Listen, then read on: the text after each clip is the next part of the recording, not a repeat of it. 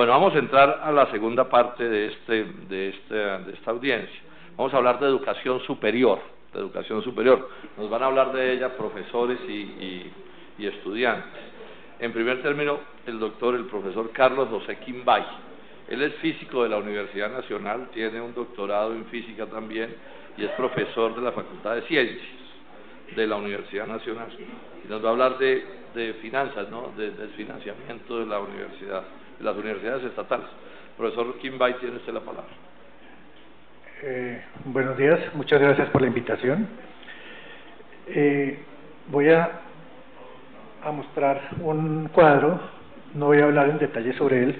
Muestra las 32 universidades del sistema universitario estatal, donde hay muchas cifras, pero en particular me interesa hablar de del ponderado total. Por ejemplo, el número de estudiantes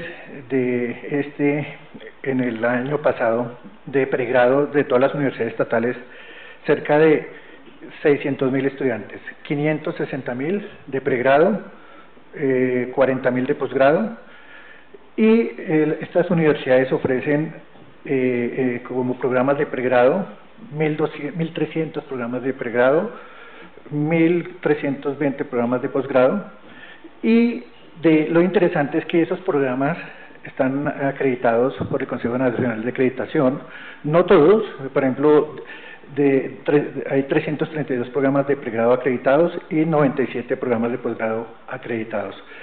Lo interesante es que de los 332 programas de pregrado acreditados, ellos representan 37% de los programas acreditados por el Consejo Nacional de Acreditación, teniendo en cuenta que hay 130 instituciones de educación superior que al menos tienen un programa acreditado.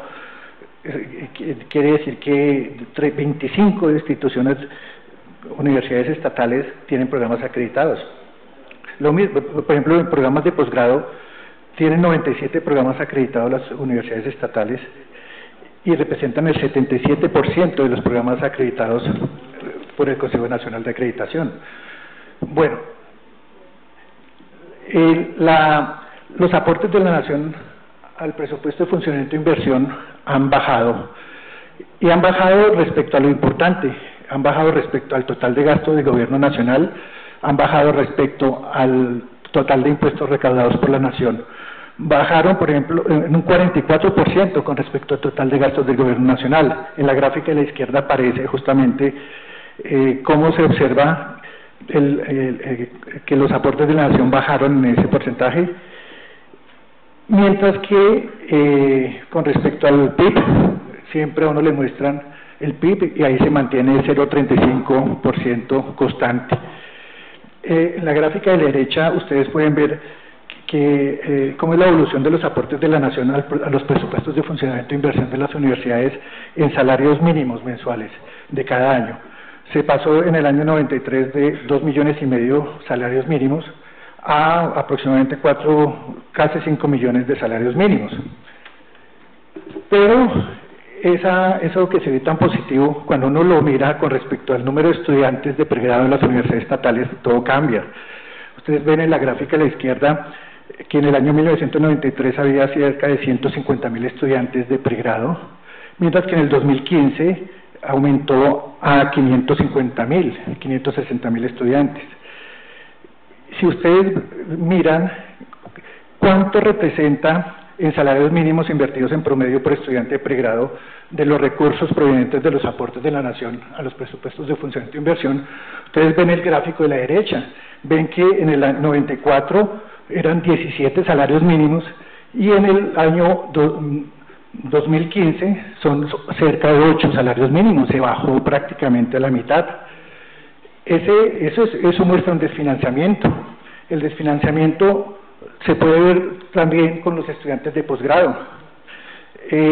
Cuando uno mira el total de estudiantes, se da cuenta que tanto estudiantes de pregrado y posgrado, los aportes bajan, el número de salarios mínimos por estudiante baja de 14,5 a cerca de 8. Pero lo que es aquí preocupante es que Dentro de los aportes de la Nación al presupuesto de funcionamiento de inversión para mejoramiento de la calidad, los que están destinados por el artículo 87 de la Ley 30 para este propósito, ellos apenas representan el 1.1% de todos los aportes.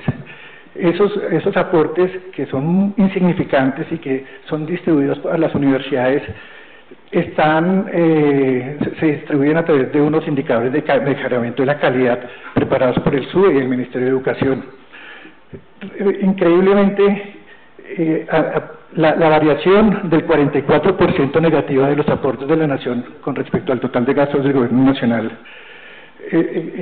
implica que los aportes de la Nación en relación a las finanzas de las universidades pasaron del 73% en el 93 al 48% en el 2015, una variación de menos 52%, mientras que los recursos propios de las universidades estatales para poder solventar con las necesidades de funcionamiento de las universidades con recursos propios pasaron del 27%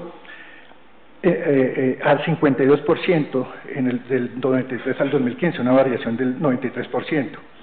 ¿Qué quiere decir esto? Quiere decir que el mejoramiento de la calidad lo han asumido las universidades con recursos propios.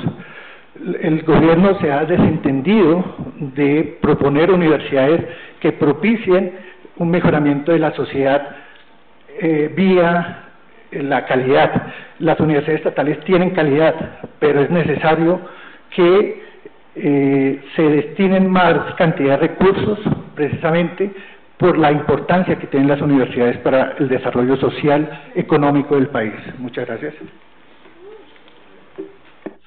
Muchas gracias, profesor Carlos José Quimbay.